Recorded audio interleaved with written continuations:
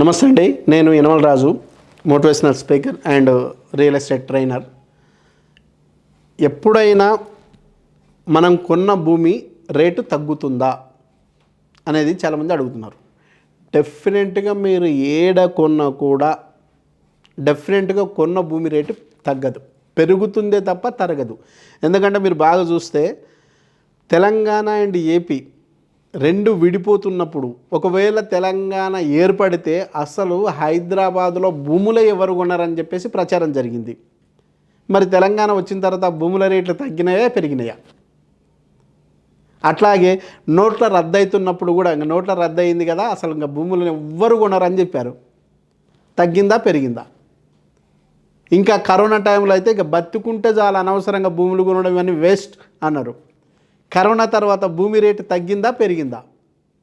First corona టైంలో హెచ్ఎండే వేలం వేస్తే కోకాపేటలో 63 కోట్లు పర్ ఎకరా పోతే అబ్బా అన్నారు. అదే మూడో కరోనాకు మళ్ళీ యాక్షన్ వేస్తే 1 ఎకరా 100 కోట్లకు పై పోయిందా లేదా? తగ్గిందా పెరిగిందా?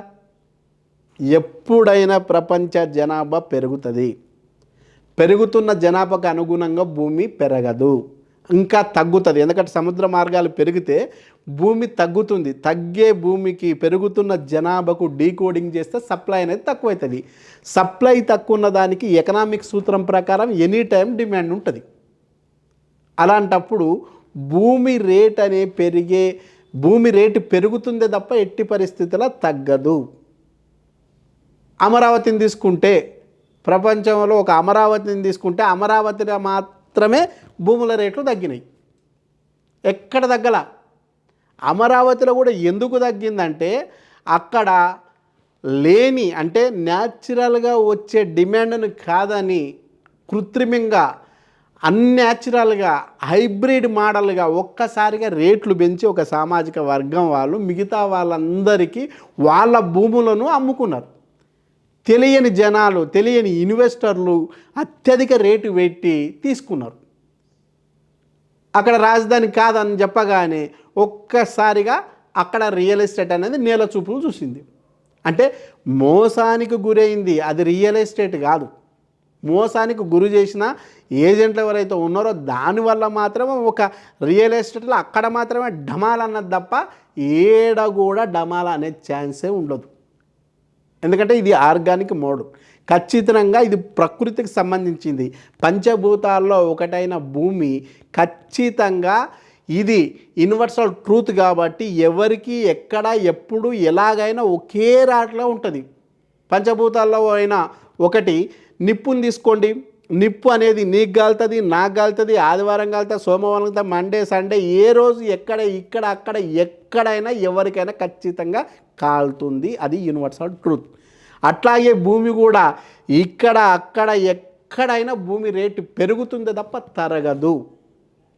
ఎప్పుడైతే ఇటువంటి ప్రకృతి విరుద్ధంగా లేనిది ఆర్గానిక్ మోడల్ నుంచి తీసుకెళ్ళి హైబ్రిడ్ మోడల్కి తీసుకెళ్ళినప్పుడు మాత్రమే ఇటువంటి కొన్నిసార్లు మోసం జరుగుతుంది.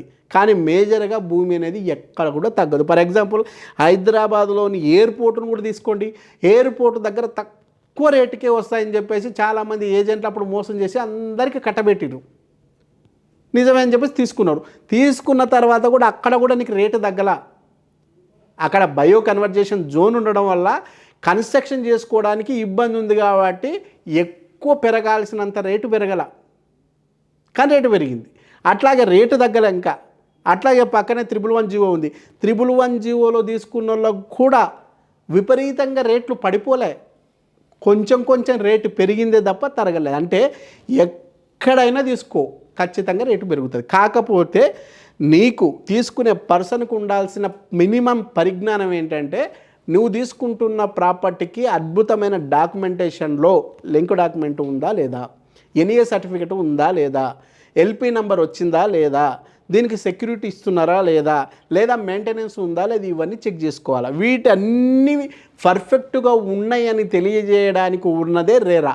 ఆ రేరా ఉందా లేదా, ఇవన్నీ నీకు పర్ఫెక్ట్గా అర్థమయ్యి పర్ఫెక్ట్గా నాలెడ్జ్ ఉండి నీకు అసలు ఇన్వెస్ట్మెంట్కు తీసుకుంటున్నావా, ఇల్లు కట్టుకోవడం తీసుకుంటున్నావా, సంవత్సరానికే తీసేయాలనుకుంటున్నావా, 5 సంవత్సరాల తర్వాత తీసేయాలనుకుంటున్నావా, తీసేసే టైంకు ఇప్పటికి ఎంత అప్రిషియేషన్ రావాలనే విషయం నీకు అర్థం కావాలి. నీకు అర్థం కాకపోతే మాలాంటి ఎక్స్పర్ట్స్ దగ్గర డిస్కషన్ చేసి ఒక నిర్ణయానికి వచ్చి తీసుకోవాలా. అప్పుడు నువ్వు మోసపోవడానికి స్కోప్ ఉండదు. అట్లా కాకుండా ఆయన చెప్పిండానో ఈయన చెప్పిండానో ఎవరో చెప్పిండని తీసుకుంటే నువ్వు 100% మోసపోతావు. కడుపు నొప్పి నీదైతే టాబ్లెట్ నువ్వే వేసుకోవాలా.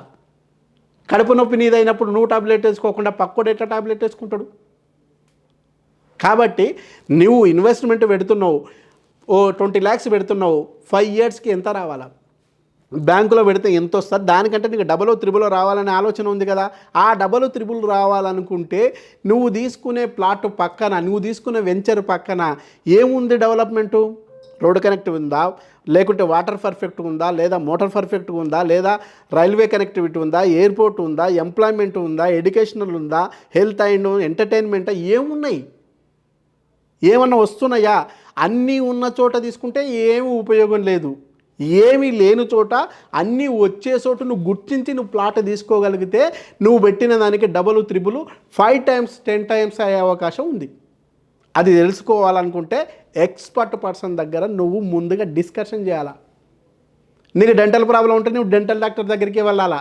మెంటల్ డాక్టర్ దగ్గరికి పోతే ఎరగడగా తీసుకెళ్తారు. అట్లాగే నువ్వు ఏ ఇన్వెస్ట్మెంట్ పెట్టాలనుకుంటున్నావో ఇన్వెస్ట్మెంట్లో పర్ఫెక్ట్ ట్రైనర్ అయిన దగ్గర నువ్వు పర్ఫెక్ట్గా డిస్కషన్ చేస్తే నీకు కరెక్ట్ నిర్ణయం వస్తుంది, కరెక్ట్ సజెషన్ వస్తుంది.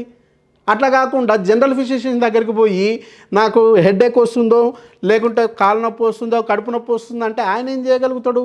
మళ్ళీ ఆయన స్పెషలిస్ట్ దగ్గరికి, డయాగ్నోసిస్ దగ్గరికి పంపిస్తారు. ఇవన్నీ చేసుకొని తిరిగి వచ్చే లోపు నీకు టైం వేస్ట్, మనీ వేస్ట్.